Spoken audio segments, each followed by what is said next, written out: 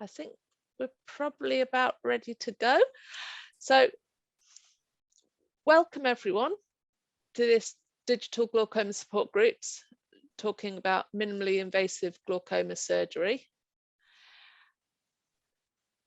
And minimally invasive glaucoma surgery is often known by the acronym MIGS, M-I-G-S.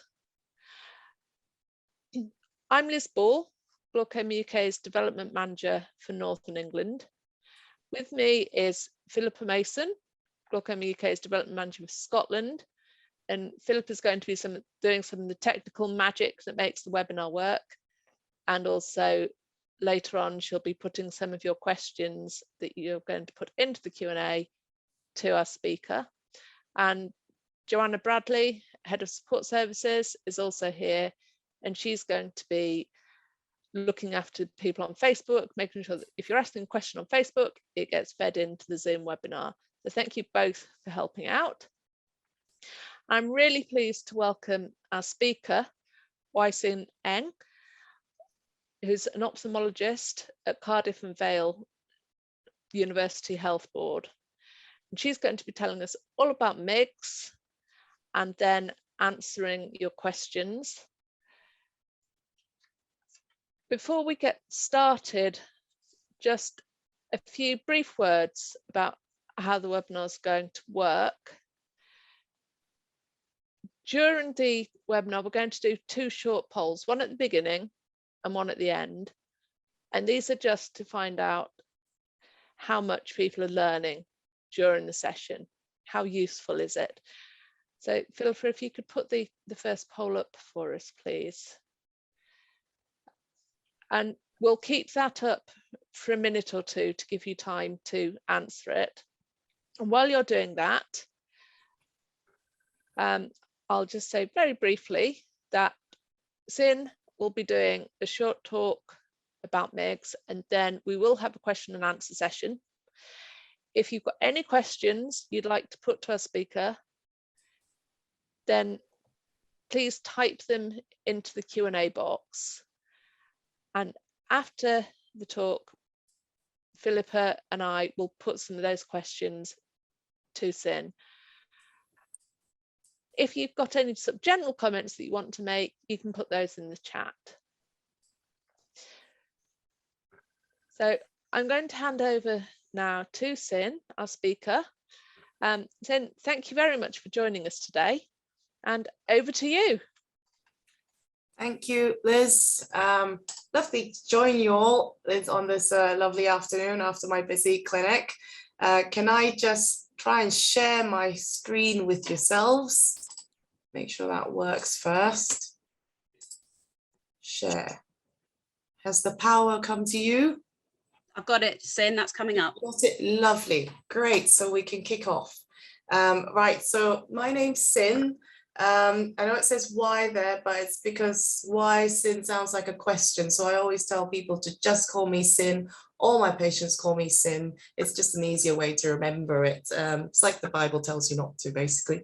And I work in Cardiff and Vale. I take care of the glaucoma patients there, as well as the cataracts. And I'm the clinical director and honorary senior lecturer there at Cardiff Uni as well. So thank you for inviting me to talk about MIGS.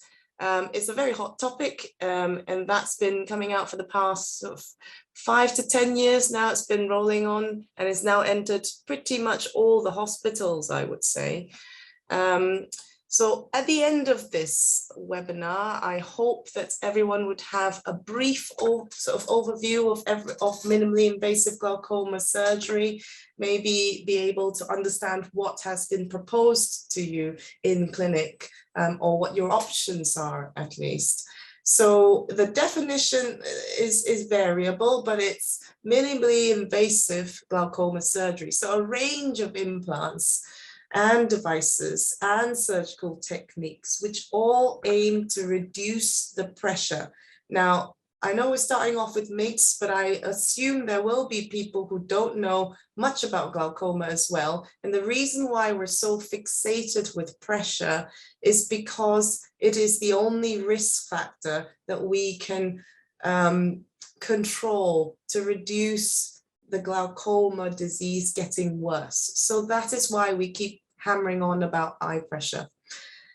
So just a quick recap, you can see, you might be able to see it on the screen. There is on the left a normal optic nerve head, and it looks like a donut, a nice fat donut. And on the right side, you'll see glaucomatous eye nerve, and that looks like someone's taken a big bite out of the middle of the donut, so you don't have a lot of donut left. And that is actually the nerves, and that is how glaucoma damage occurs. So we try and reduce the eye pressure to try and slow it down. It's like trying to slow down a horse, a racing horse, by the reins. So you're really trying to pull the reins back to slow down your disease. And by doing that, we try and now do things earlier to try and slow it down when the horse is at a little trot. So it's faster though, easier than when the horse is at a gallop. So that's why all these surgeries started coming in. So minimally invasive means we use small cuts, very, very small devices with an aim for the patients to recover faster, reduce post-operative complications, because we don't like complications. I mean, perfect would be 0 complications, while still being able to drop that pressure in the eye. So this webinar is going to be sort of broken down. You're all going to be experts in MIGS, and we'll discuss why we do it, where and what do we do, who and when do we do it to, and how do we do it. So let's start with the why.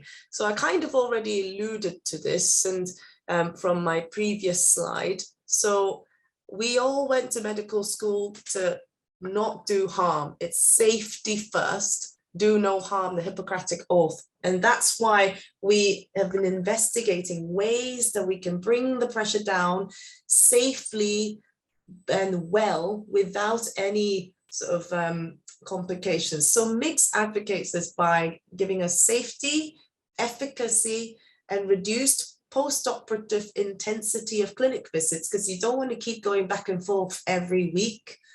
Ease of use for the surgeon, and so we can operate quicker, and speed of your visual recovery, so you can get back to your life and doing things. So conventionally, our normal glaucoma operations in the past were fairly big operations. They were things like trabeculectomy and tubes. And some of you might have already had these. And these are not tiny surgeries, they're major surgeries. And we really want to try and avoid, they are good operations though, you will, when you need it, but we really want to slow, sort of maybe sort of try and make you not get to the point where you need all these operations, but they're in the bag if we need it. We want to avoid the complications of these major surgeries if possible. Now, if we can do MIGS properly, and if we can apply it early enough or in an appropriate situation, you can come out with an improved quality of life. So we can get you off your drops. You can, or if you're on a lot of drops, say 2 to 3 bottles, we might be able to reduce the number of drops you use, maybe just once a day, and that will increase your compliance. And it's also shown in studies that it reduces glaucoma progression, which means getting worse, the glaucoma getting worse and you losing your vision faster. So compared to just doing a cataract operation alone, if you do the cataract with a MIGS, you reduce the glaucoma progression over 5 years. You're 2.8 times less likely to have glaucoma surgery, major glaucoma surgery at 5 years. So that's the why. Now, the where and the what. Now, this is where you're all going to become expert ophthalmologists. So how many drainage pathways are there? Don't worry, there's no poll coming up. You won't be asked to answer that question. So I'm here to tell you that there are a few. There are more than one. So this is why there's such an array of MIGS. So MIGS uses the same natural drains that you have in your eyes. So imagine you have plumbing in your eyes.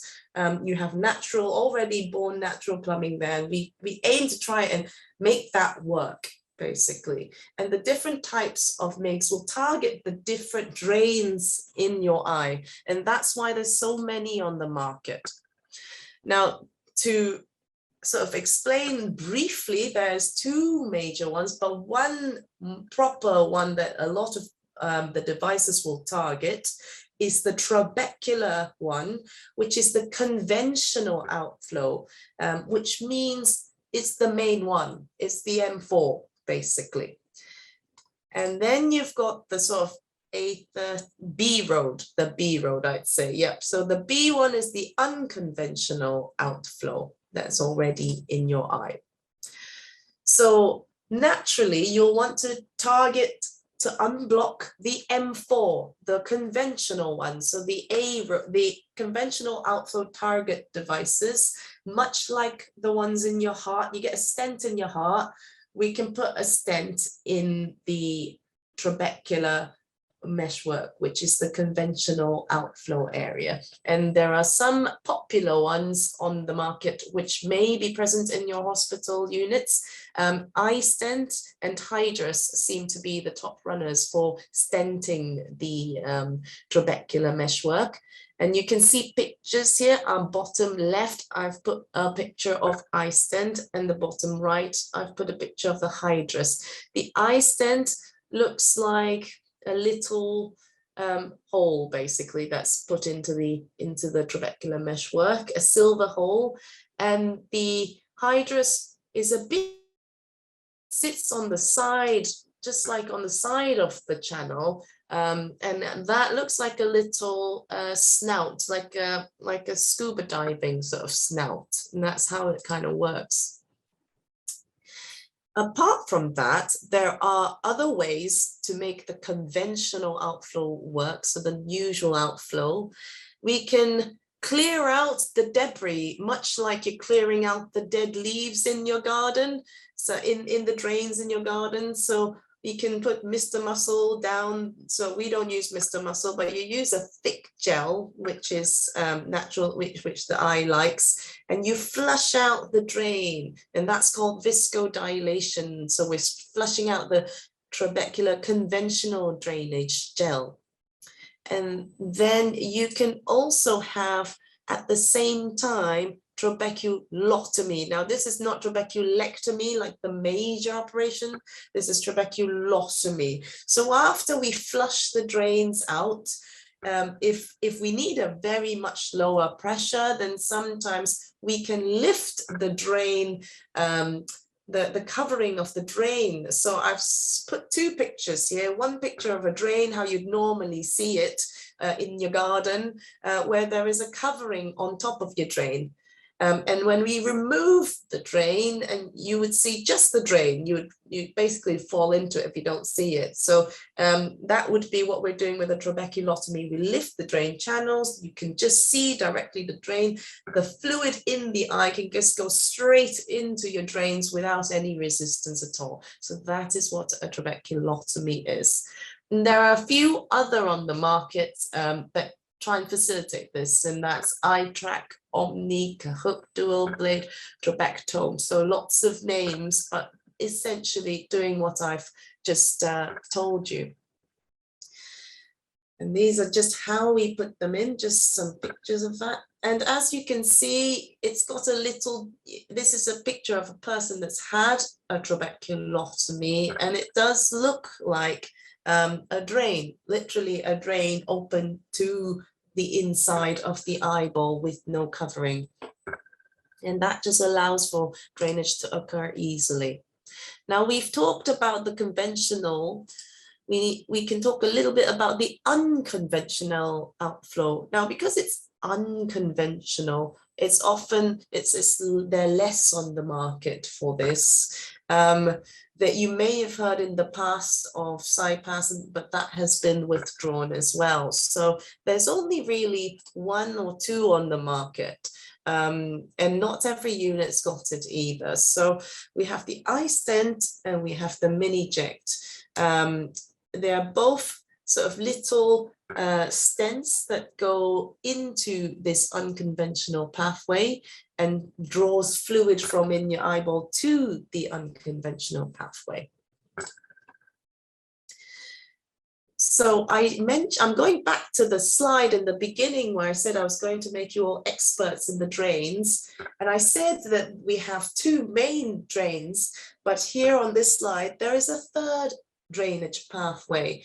Now I've put that there purposely because this third drainage pathway doesn't use the natural pathway that we have, or the natural drains that we have in the eye.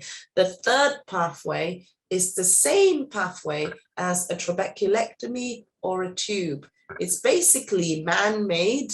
It's not using your natural drains, and it's a channel that we've made to allow fluid in the eye drain out into the subconjunctiva. So the conjunctiva is a thin skin covering the eyeball. So it goes out of the eyeball into a little swimming pool called the bleb, and it gets absorbed by the blood vessels in your conjunctiva. So we call this bleb forming.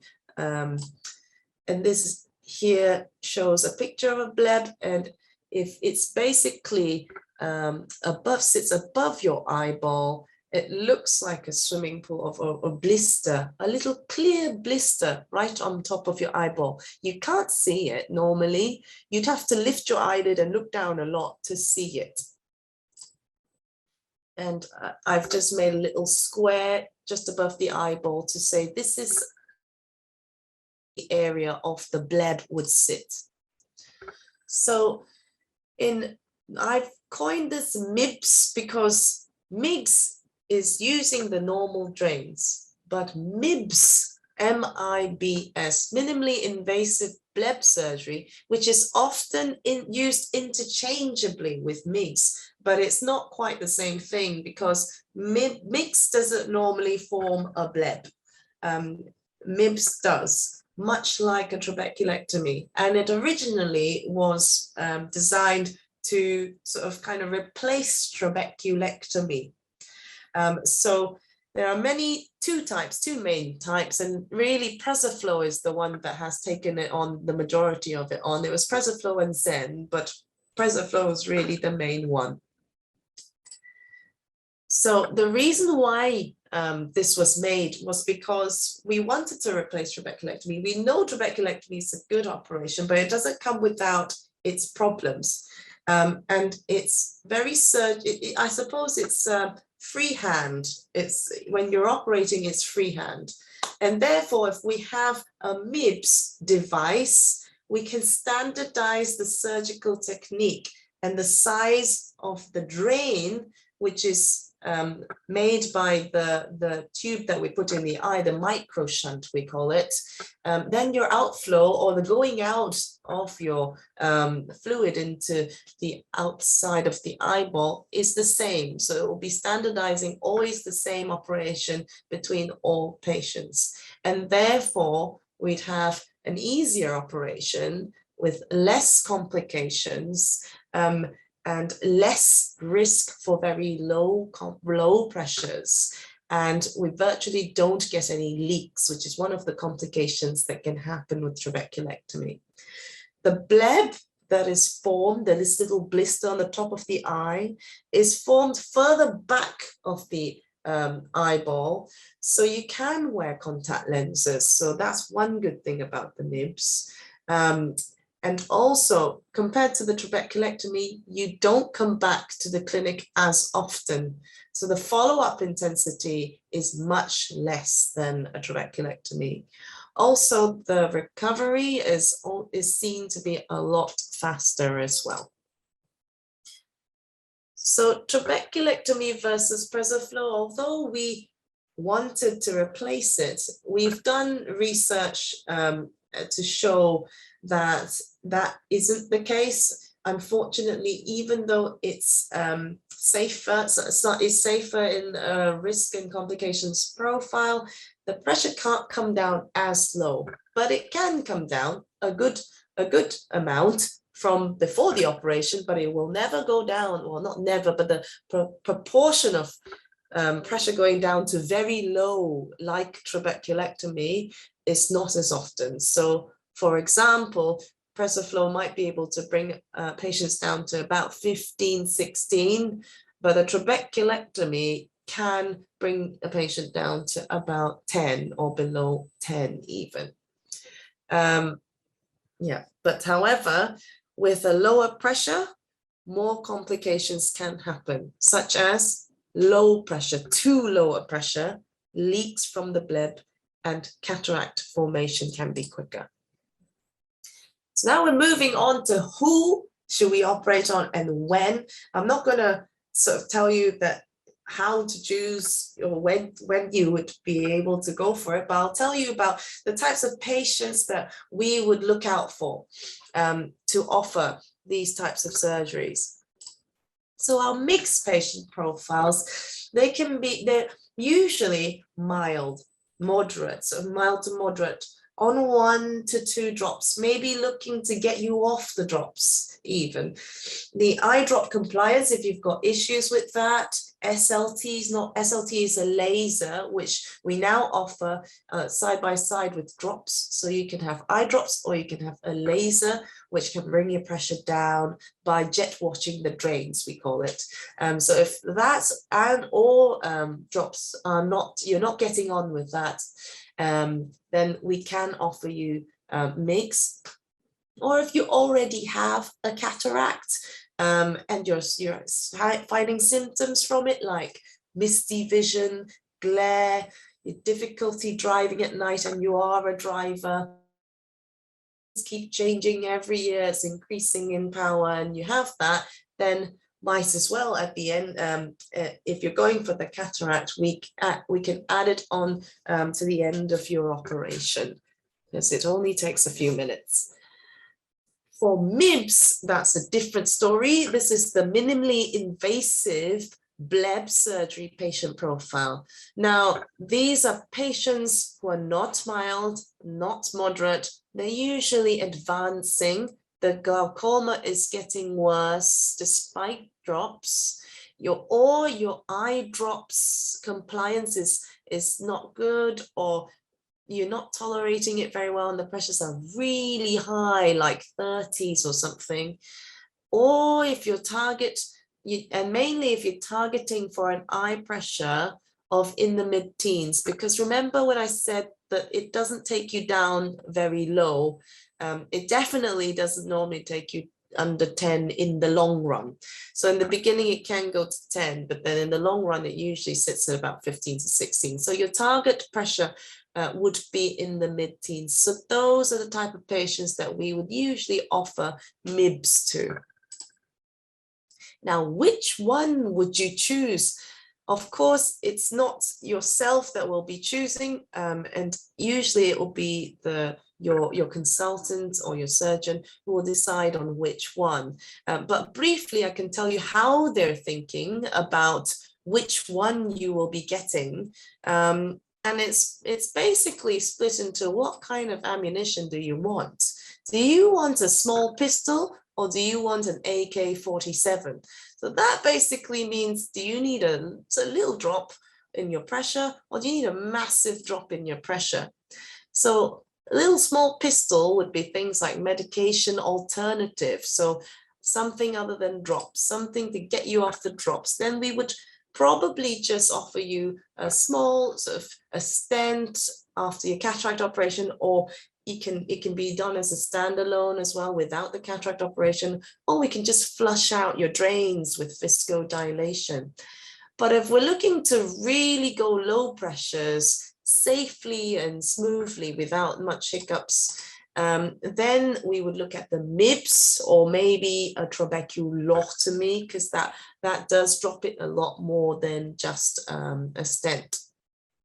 In the end, it's a bit of a tug of war, where basically it's between safety and efficacy. So if you're more safe, then you're less likely to achieve a lower pressure. But if you're very good at achieving a low pressure, then you're probably going to run into some safety issues, as in there will be a little bit more of a risk. So it's always a bit of tit for tat. So how close do you want to sail to the wind? So other factors in how we choose which device you get is, are we doing this in combination with a cataract? Because if we are, then it would be more the stents, etc. And if we're not, if we're using a MIBS, then we don't usually combine it with a cataract. Your target pressure, as I said, and how severe your glaucoma is, and even your age, because do we want you to keep coming back and forth to the hospital and eye clinic all the time with ambulance and you know, all the hassle of traveling from a very far away area? So we do bear all these things in mind to see which one is best suited for you. And also you've got the availability in the units. Not every unit has every single MIGS. I'm happy to say Cardiff does, but not every DGH, etc., will have every single Hydrus, Omni, PreserFlow, or Zen. So in the end, I would say there's many ways to skin a cat. In the end, we just want to get a low pressure, and it will be surgeon preference as well. So whichever the surgeon is happiest with. So how do we do it? I'm not going to show any videos that are going to gross people out or make anyone faint in their chairs. It's all going to be text, so don't worry. It's we basically do it with cataract surgery. Some people, so this is MIGS, the one that is just a stent, that's often at the end of your cataract surgery, or some people like to do it in the beginning of the cataract surgery. Either way, it's usually about 10 minutes or so. Just like how you normally have a cataract.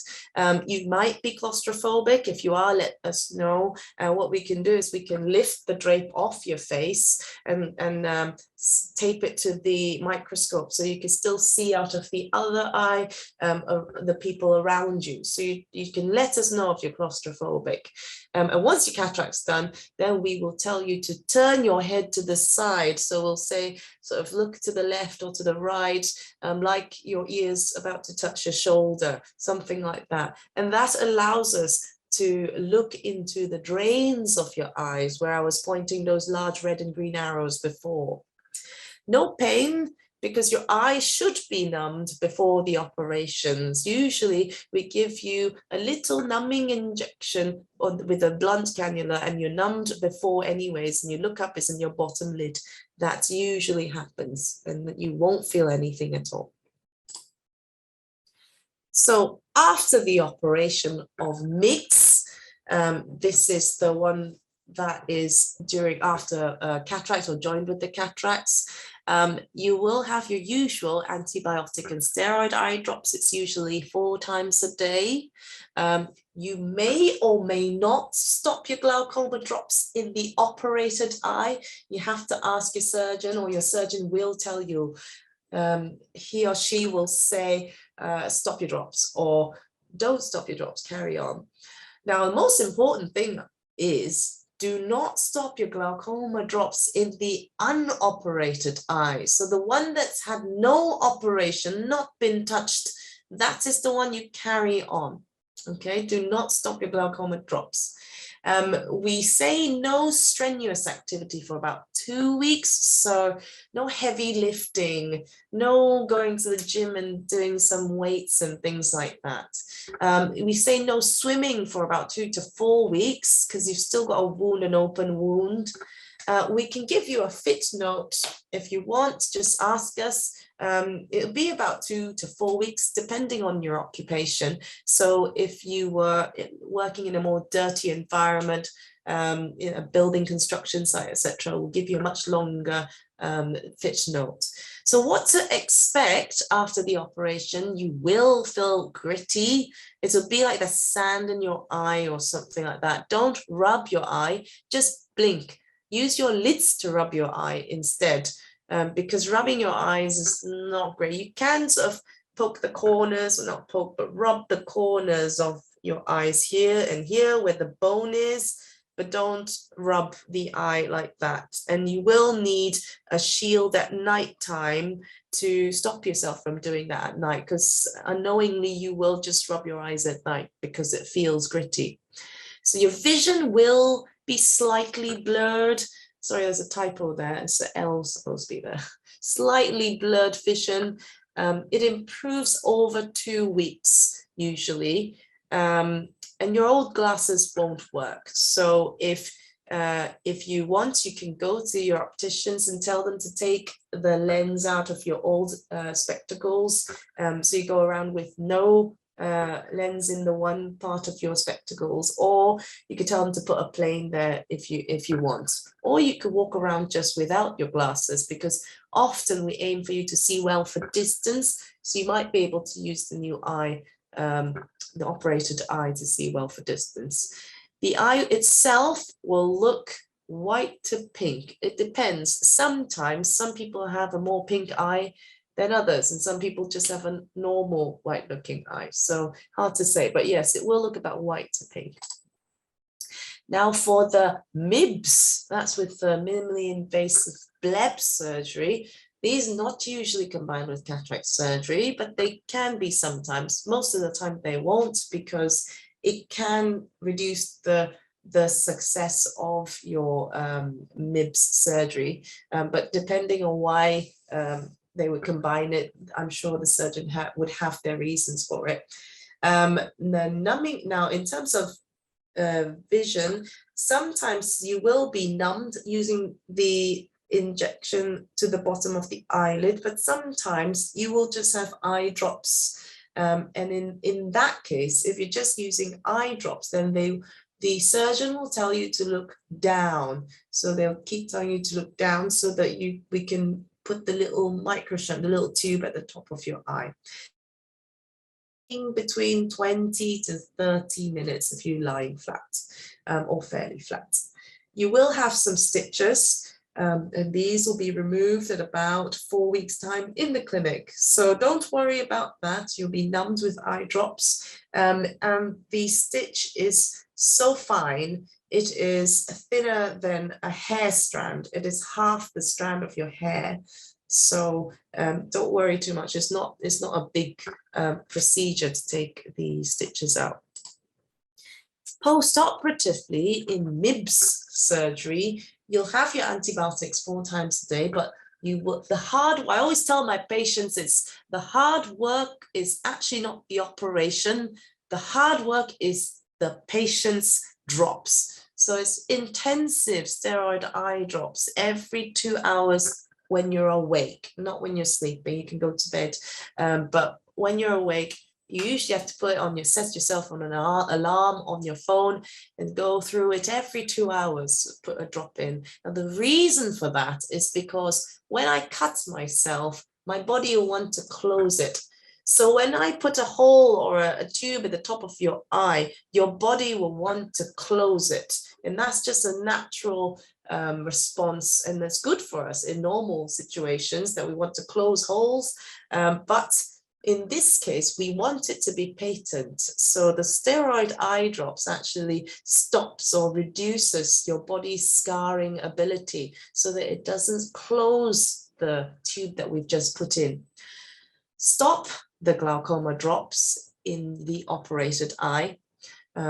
You will never be asked to put the drops in your operated eye, because we put a tube there, a little tiny tube there, so things will work immediately. Again, do not stop the glaucoma drops in the unoperated eye.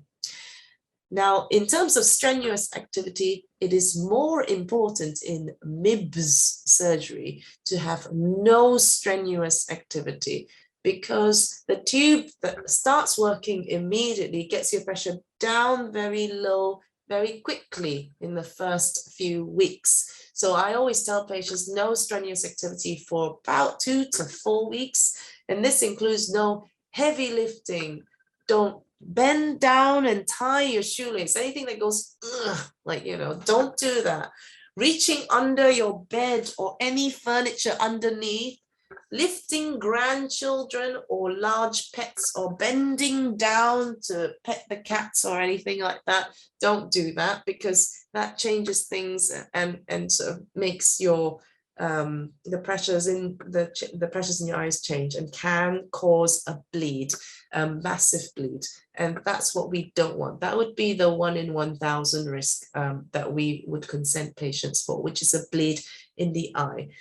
So no strenuous activity, no swimming for 4 weeks, and a fit note again, we'd be happy to do one for yourselves for 4 weeks. And also depending on your occupation, it may be longer if necessary. Driving depends on the vision in the other eye. So if the other eye has good vision, then that's fine. You can drive legally with one good eye. So what to expect after a MIBS? Definitely have gritty feeling, because you'll have stitches there and the eye may want to water to try and lubricate itself. You will have blurry vision. This will improve over about 4 weeks, and your glasses will need to be changed, but only in 3 months, because that's when your eyeball will start to stabilize. Because if you imagine your eyeball's like a balloon, and if I've put a lot of pressure and blown a lot of air into the balloon, and you've got high pressure, the balloon will be a bit bigger. And if I've deflated your balloon and the pressure's low, the balloon will be smaller. And so the light focus in the eye will change, and so your glasses will need changing. So the eye can also look white to pink, usually a bit pink because of all the drops that you're going to be putting in as well. And you will have a slightly droopy eyelid because we're operating at the top of the eye, and usually we're putting anti-scarring medication and things like that, and that causes the top lid muscle to be a bit weaker, especially straight after the eye. It's better over time, and over a year will start to lift again, but you may notice that one eye is slightly lower than the other eyelid. Now, when to contact eye clinic urgently? This is very important, because if you have extreme and increasing pain, let us know. Sudden reduction in vision, let us know. Or any new onset beefy red eye, let us know. We'll be very happy to see you to rule out things like infection, which is very dangerous. So in summary, there is a large variety of MIGS and MIBS, all targeting different pathways which aim to lower your pressure and to improve our patients' quality of life, at the same time treating glaucoma. So there are far less complications now, but it still does not eliminate them. So we always have to bear that in mind. So that reaches the end of my talk. Thank you very much. I hope I haven't bored everyone to sleep now. I can't tell from the response, no response on the webinar. Shall I stop sharing? I think I've stopped you. Oh, That's lovely. Perfect. Thank you ever so much. That was really interesting, very informative, and I'm sure you haven't bored us all to sleep. So thank you very much. So we have got quite a few questions coming in. So Philippa, could I ask you to? Yeah, no problem at all. Yeah, send loads and loads of questions, which is absolutely wonderful. There were some questions about post-op monitoring and stuff, but actually I think you've covered that really comprehensively at the end, which is so important, because we often get questions about, you know, after kind of these kind of surgeries and what people should do. So I think that's been answered. So I'm gonna leave that, but I'll start at the beginning. Some of the ones coming in from our Zoom. Do all eye centres in the UK do MIGS, or does it depend on kind of where you live and which centre you're sent to?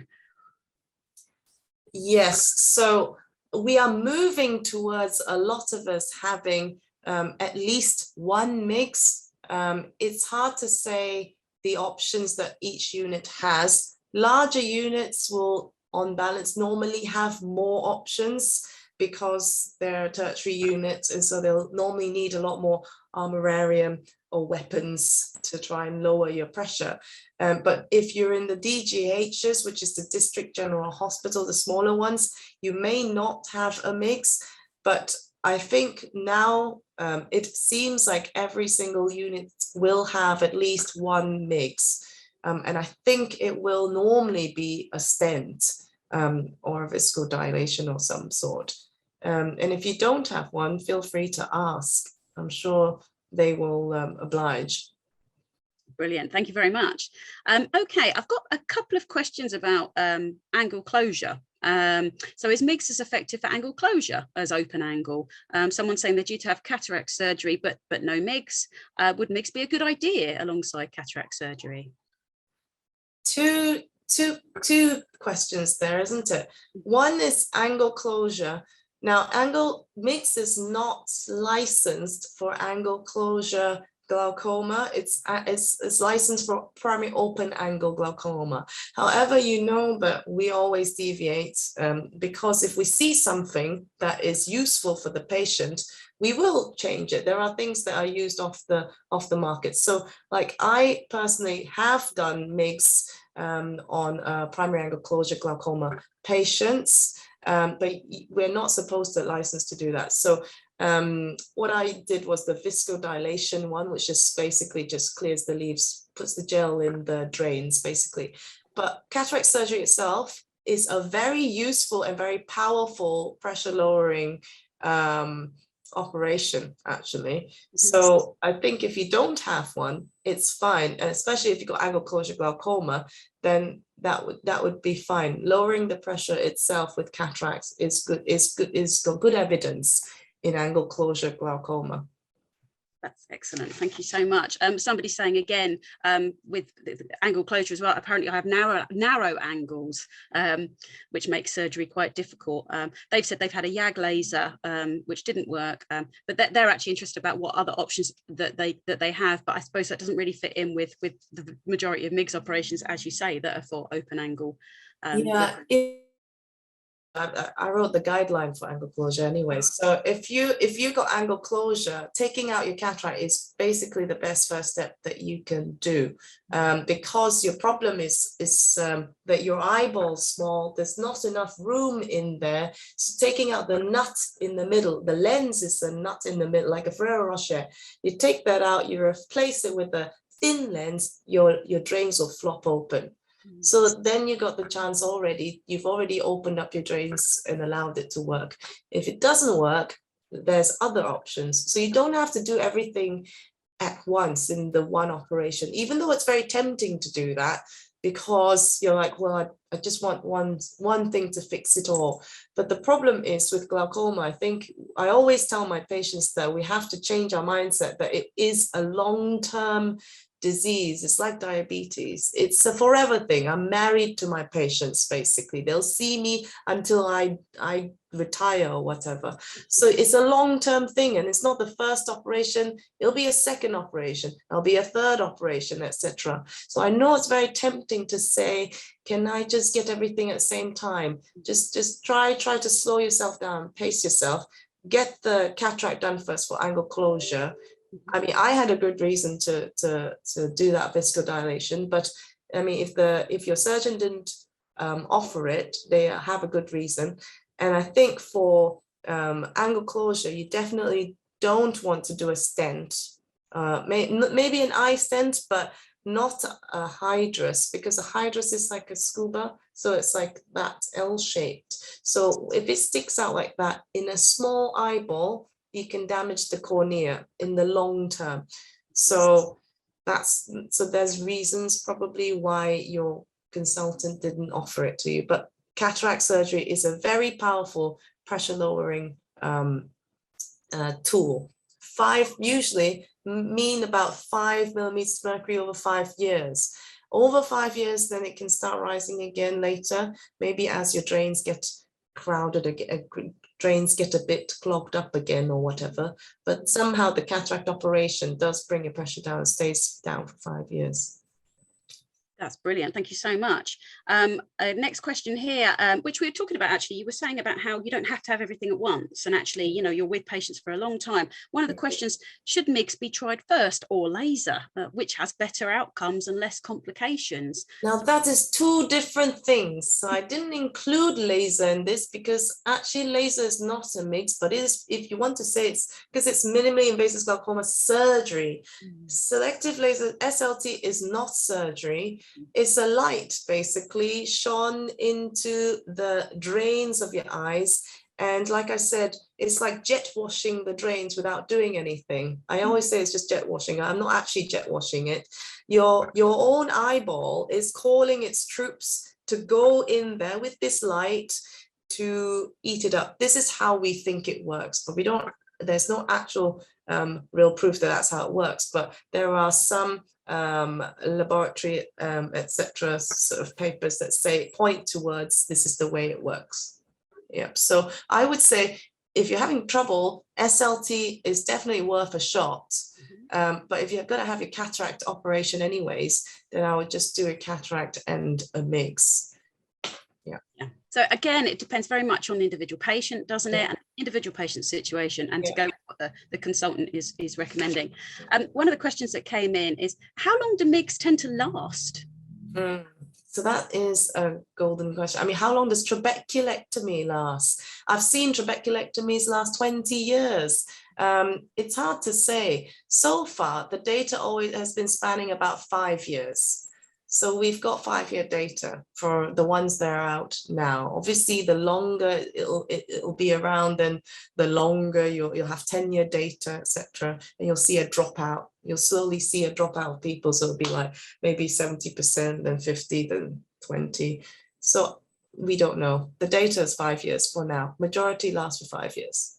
I suppose it tells us how quickly the kind of technology is coming on, particularly MIGS and stuff. But if we're looking at 5-year data now, I mean, literally, and things are coming on, and and the 5-year data was probably published like a few years ago. So, you know, next one, give it 2 more years, you'll have 10 years. That's excellent. So it keeps moving on, keeps improving, but we keep getting more data. I've got a question here that came in on Facebook. They're saying they're having a pool operation. How good is a pool? PAUL. Is that oh yeah, Paul, that is yeah.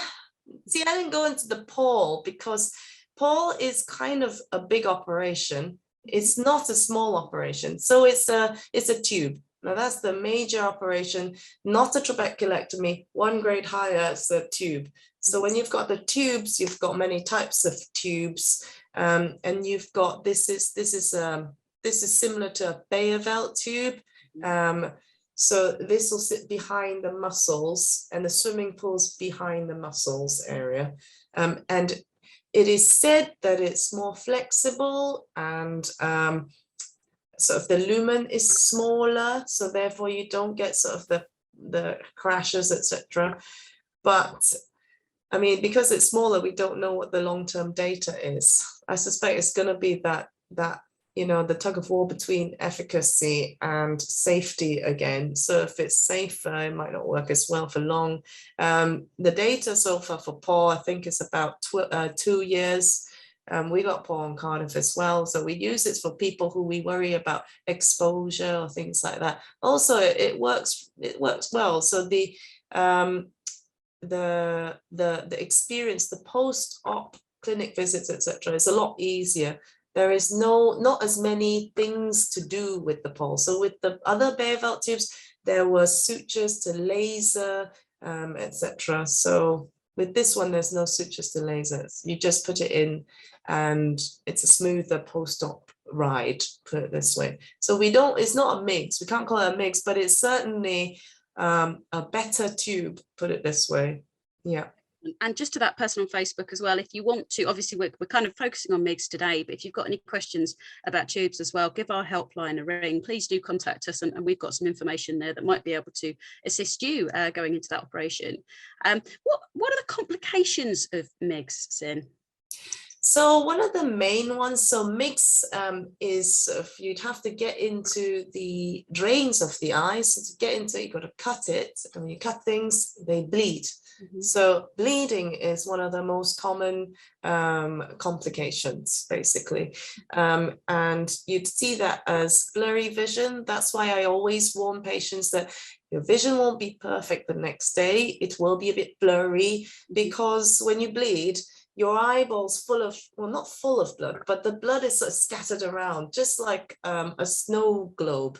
So it'll be worse when you just woke up, because all the blood sort of is on the front. And then when you, over the day, when you sit up, the blood falls to the bottom, and that's when your vision will clear. That usually takes about 10 days to go away. So your body comes around like Pac-Man and eats up the blood, and it clears. So that is it's not real. It is a complication that we record to say, look, they've had a little bleed, tiny bleed, usually microhyphema, and it will settle. But we do record these things. Yeah, so that's the most common complication. Failure, I guess, is a complication. I mean, if it doesn't work, then you go back on your drops, etc. Yeah, so that's disappointing, and it doesn't work all the time. So MIGS is it can work, I think, about 70% of the time, depending on which one you use as well. So yeah. Oh, that's really useful. Thank you. I love the way you describe things, by the way, like Pac-Man eating things up. And yeah, and I'm glad you're not putting Mr. Muscle in. That was the got the idea though. You get the idea. The Exactly. gel and all that. That's the best way. Somebody said here, someone's had a trabeculoplasty and they achieved an 18 to 20 pressure, but the drops aren't tolerated by them because they get side effects. Would MIGS possibly be something suitable for them after a trabeculoplasty? A trabeculoplasty, the laser ones, the laser, selective laser trabeculoplasty. Yes. Let me just double check my question, because I'm reading it off of my thing here. Let me just double check what I've got here. Let me see. Okay, is MIGS suitable when trabeculoplasty achieved 18 to 20? No, that's all I've got here. Yeah, probably that's what they mean. Yeah, it is suitable. So you can have that as well, because they do we do them standalone, meaning without the cataract operation. And there is a few that you can choose from, like what I've said before, from the conventional pathways. Yeah. And you can bring that up. Excellent. Somebody here, I'm feeling sad for this person already. They said they're terrified about upcoming surgery. They're not saying what they're going to be having, but they said they're so terrified to the extent they're thinking of cancelling it. Can I elect to have a general anaesthetic? We get these sometimes. I mean, from a Glaucoma UK point of view, can I just say, encourage this person, please, to contact our helpline, because we actually have a buddy service at Glaucoma UK, and we can connect you up with somebody who's probably had the same surgery as you and can talk you through it, and you can actually talk to someone peer-to-peer who's gone through it. So I'm just encouraging that person, please contact our helpline or email us and let them know. But yeah, they're asking whether I can elect to have general anaesthetic. So it may be something where they can have it under a local, but they're asking, is it something I could be knocked out for? I mean, I suppose, Sin, you would say talk to your consultant really about. Yeah, because I can't make that decision. We can always knock you out, but it comes at a risk of not waking up again. Of course. We always say that. So we always try and balance how fit you are with that. I mean, if you're really scared, then yeah, I mean, there's always the option of heavy sedation, the sedation or heavy sedation, and it depends on what operation it is. If it's just a cataract or cataract with MIGS, the general anesthetic might not be even worth it, because putting you under general anesthetic is longer or takes more out of you than the actual operation. So you might actually just be better off with just a little sedation or heavier sedation if you're worried. But Absolutely. That's definitely something to speak to your consultant with. 100%. And thank you to that person for actually saying, listen, I'm scared. It's really important that we talk about these things, because we often find information is power, to make an informed decision. So talk to your consultant, talk to us, talk to a buddy if we can sort that out, and hopefully we'll be able to get your confidence a bit higher. Got a couple here. After 4 weeks following MIBS, you say about going back to normal activity about after 4 weeks? Somebody's saying, is snorkeling okay? So they've obviously got ideas on a holiday. It depends on how your eye is, I think, because 4 weeks is still quite fresh. I think you need to ask your consultant, because is your pressure okay now? Or, you know, are you going to need more things done? Have you had your stitches out? Have you recently had your stitches out? I guess if you snorkel, it's a face mask thing, isn't it? So you should be okay if it's just snorkeling, not scuba diving and all that kind of stuff. Yeah. So I would say it's more the infection risk of like seawater going onto your eyeball. That's more the problem as well. So I would say let's ask your consultant, because I don't know how much you've had done, whether you've just had your stitches out or what's happening. Have you had needling recently, etc. Absolutely. So definitely it's probably worth for that having a quick chat with your consultant and talking for most normal activities. Or just ask your secretary. The consultant secretary could ask the question quickly to them usually. Brilliant. I told you, Sim, we always get a question that always makes us kind of go. Well, I snorkel, so I'd want to know, actually. I was thinking about it. Somebody's saying here, can MIGS be repeated after 5 years if needed? Yes, it can be. Yeah, different types of MIGS. So you got lots of flavors. You can try all of them. I've seen some referred to me with many types of MIGS in the angles. Yeah. That's absolutely wonderful. I mean, literally, we've had so many questions in today. I think I'm probably going to have to stop there. There are a few people that have asked about questions relating to laser and to other surgeries. As I said, I really wanted to focus on MIGS today. So guys, if we haven't got to your questions, please send us an email, phone our helpline and ask us, and I'm sure we'll be able to direct you the right way. Okay, that's the Q&A. I'm going to hand back over to Liz, if that's okay with you, Liz. And I'll put up your last slide, Liz. Okay. Great, thank you. Thank you so much, everyone, for all those really good questions, and to Sin for answering so clearly and informatively. We're about to launch our second poll to find out how much people feel you've learnt. So Philippa, you could do that for us. Yep, just done that now, Liz. Brilliant, thank you. And we'll leave that up for a moment or two. As Philippa said, if we haven't answered your question today, or if afterwards you think of another question, anything at all related to glaucoma, please do give our helpline a ring or drop them an email. They're open Monday to Friday, 9:30 a.m. to 5 p.m. You can call them on 01233 648170, or you can email helpline@glaucoma.uk. And as Philippa also mentioned there, we do have a buddy scheme. And if you're interested in speaking to someone who's already been through a MIGS operation, then get in touch with our helpline and they can try to put you in touch with a buddy to talk it through with you.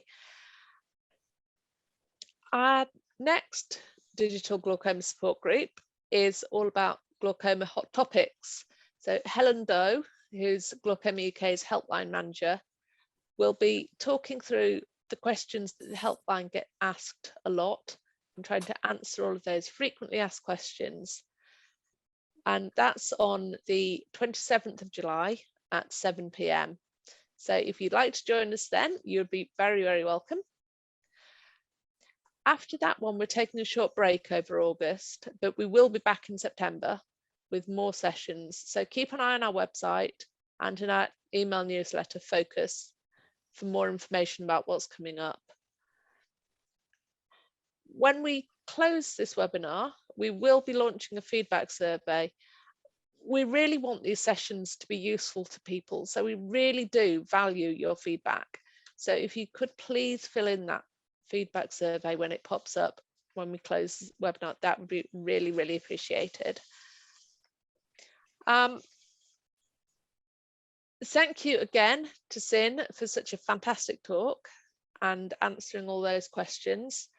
And thank you everyone for all of the questions. They really do help make these sessions interesting for everyone and come up with things that maybe the speaker hasn't thought of, which is always really, really good. So thank you all, and we hope to see you again soon. But for now, goodbye.